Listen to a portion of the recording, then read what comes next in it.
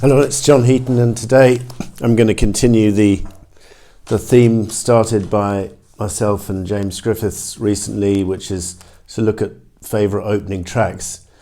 And James started it off by doing his solo Beatles favourite opening tracks, which he hasn't released yet. I've actually come up with mine of that, which I've not released yet, and I came up with my all-time favourite the other day. And now I'm going to look at Bob Dylan, because James and I were talking and we realised there's a lot of contenders for best opening track from Bob. So I thought I'd have a go. I couldn't limit myself to 12 for this, so I've chosen 15, and we're going to go in reverse order, starting off with number 15 from 2012's Tempest album. We've got the charming opener, Duquesne Whistle, for which Bob quite rarely has done a promo video for, where he's strolling down the street, and it's quite amusing. Check it out. I think it's on YouTube. So that's a very pleasant opener to the Tempest album. Now we've got number 14 going back to 1974, January. By the way, I was noticing how many Bob albums had been released in January or February. It's a lot.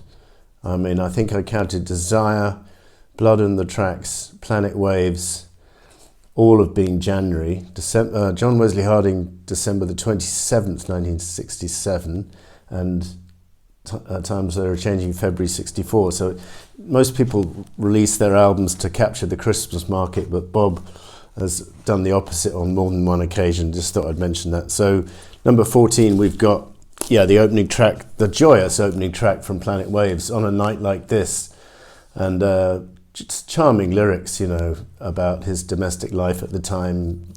Let's heat up some coffee ground, and just a really nice song. And at the time, he was still, well, there were signs of the breakup on Planet Waves with a song like Wedding Song. But that whole period since Self-Portrait, if you don't count Pat Garrett, had been one of domesticity for Bob, and that is reflected partially on Planet Waves, but not completely. Number 13, we're going to choose the opener for Blonde on Blonde, 1966, and he could have called this song Everybody Must Get Stoned, because that's the catchline, but he was more subtle than that, and he just called it Rainy Day Women, numbers 12 and 35, rather mysteriously, because that's not mentioned in the lyric. But it's a very amusing opener to this double album, and obviously reflective of the times when people were partying pretty hard in the mid-60s on various substances. We've got number 12, the opener from the previous years, Bringing It All Back Home.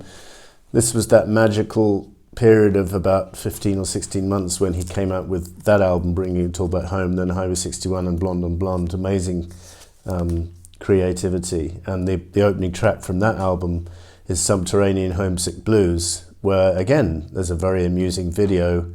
I say again, we're going back to 1965 here, so it was one of the first ever promo videos made, from what I can gather, and it's Bob in front of the Savoy Hotel, or at the back of the Savoy Hotel, just with placards, if you remember the video, and I think it's in the Don't Look Back movie, and so that's worth checking out. And this is the Modern Times album. I inserted the contemporary Rolling Stone issue at the time, because the cover's not great anyway. And it's Thunder on the Mountain, which is a great opener with a sort of shuffling beat and amusing lyrics about meeting Alicia Keys, or trying to meet Alicia Keys, and going to go to the orphanages and recruit an army, sons of bitches, and very good lyrics, and start to a wonderful album, Modern Times, one of my favourites. Now we go back to 2001, and the album which came out actually on the day of the 9/11 attacks, and this is Tweedledee and Tweedledum, and it's just absolutely delightful. It's probably my best song on the album, along with Mississippi, so that's a great way to start the album, with those two tracks. Wonderful song. Now we go back to John Wesley Harding title track, about a kind of a sort of outlaw character, and Bob paints quite a favourable picture of him, perhaps not quite authentically, but who knows.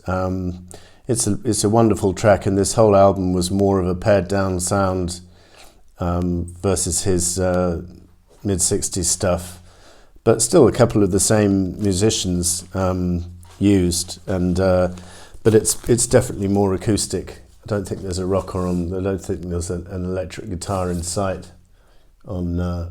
Well, Pete Drake plays steel guitar on the last two tracks.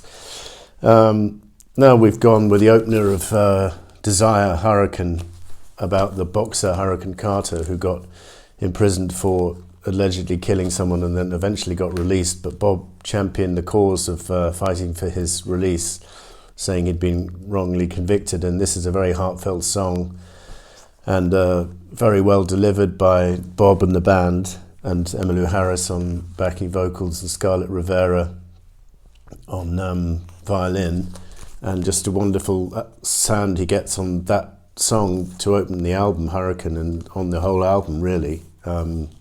It's a quite unique sound in Bob's catalogue. I don't think he's done it before or since, really. And there's a good live version of Hurricane on YouTube, I think you can check out I think it was from a TV show or something. Number 7, we've got your favourite, James Griffiths' Joker Man, the superb opening track from Infidels, and yes, if push comes to shove, it's my favourite track on the album, along again with the second track, which is also very strong, Sweetheart Like You.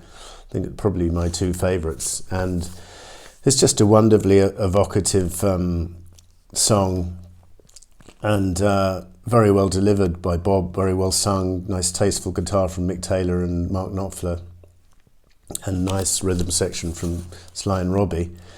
And on the latest the latest bootleg series from Bob, there's an alternative take of Joker Man. I think it was a previous take, which is definitely worth checking out, because I wouldn't say it's superior, but it's on a par, and it's got noticeable differences, so check that one out. Number 6, we've got a big favourite of mine, Gotta Serve Somebody. It may be the devil, or it may be the Lord, but gonna have to serve somebody. And it's the opening track for Slow Train Coming, 1979, the first of his so-called Christian trilogy. There's a nice performance of him at some Grammy Awards in his bow tie, performing this, for which he won an award. There's an appearance of him performing this song, and I think he won an award for that vocal. I can't remember the sequence, but anyway, it's worth checking out on YouTube. And this is a great album, and what a great song to start it off with wonderful lyrics like you might like to wear cotton, you might like to wear silk, you might like to drink whiskey, you might like to drink milk, but you're going to have to serve somebody. Number 5, this might have even been higher on my list. This is a big favourite, Changing of the Guards. But as we get into the top 5, there's some big competition for best opener on a Bob Dylan album. And whilst this isn't probably sentimentally my number 1, I put it at number 5 for the purposes of this exercise. It's an absolutely stupendous track, Changing of the Guards. Wonderful backing vocals from the backing vocalist Carolyn Dennis, Joanne Harris and Helena Springs. Helena Springs, who Bob would write 2 songs for Eric Clapton for the Backless album, so check those out as well, but those never heard Bob's original version, but I digress, because Changing the Guards is probably the best track on the whole album, and it's a wonderful way to start off the album. And there's an extended version of that on, I think it's the version, the CD, which came out in the mid-2000s, with an extra 30 seconds of instrumental towards the end of the song. Number 3, we're going to go with the title track to The Times They Are A-Changing, with an absolutely timeless lyric. And, you know, this is one for the ages. This song can be played, well, it is being played 60 years from the release date, and it will be played in 100 years' time, because it's one of those songs which can be relevant to any generation, because the times are always changing, in case you hadn't noticed. And if you blink, you'll miss something, because mankind is moving forward all the time, in some ways good and some ways bad, and Bob was reflecting on that and very much representing the view of the youth at the time in 1963, which was kind of telling the older generation, you're going to have to get used to the way we think and do things. Number 2, we've got the stupendous opening track from Freewheeling, Blowing in the Wind, another song which is absolutely timeless, because the words are sufficiently generic, they're not specific about the Bay of Pigs or Kennedy or anything in any one event. They just can be applied to the fact that wars are going on all the time, and they still will be in 100 years' time, and hence that song will be relevant. And it was brilliantly performed by Bob in the concert for Bangladesh, if you remember, in '71. Now we've got, I kind of don't mind which order I put these in. I actually had this one at number 4 in my other list, but I'm going to put it at number 2 here. Like a Rolling Stone, the opener to Highway 61 revisited. And this song is absolutely brilliant. The one criticism of it is it's a little bit vindictive or negative about whoever he's talking about, but wonderful musicianship and singing from Bob, and just endless verses with words to die for, really. I mean, he was really on a roll in terms of lyrics in the mid-60s, and just verse after verse coming out of him, and a very rousing chorus. And so that's my number 2. And then number 1, probably no surprise to any of you, it's Blood on the Tracks opener, Tangled Up in Blue. Although this is a very sad song in many ways, and it's about a breakup, it's about moving on. But it's, in my view, one of Bob Dylan's best ever tracks, and again, timeless in its concept. Maybe it's not as sort of generic or political as Blowing in the Wind or something, but it's a very personal song, and it's very well delivered. The band is just on perfect performance from this song, and so that was my 15 openers. I've shuffled a bit, the 2, 3 and 4, as you can see, but other ones I've left out. Obviously they're good songs, but didn't quite make the top 15. I can't think of any obvious ones which I left out. These are definitely my favourites, and so that was that. Thank you for watching. We'll see you next time.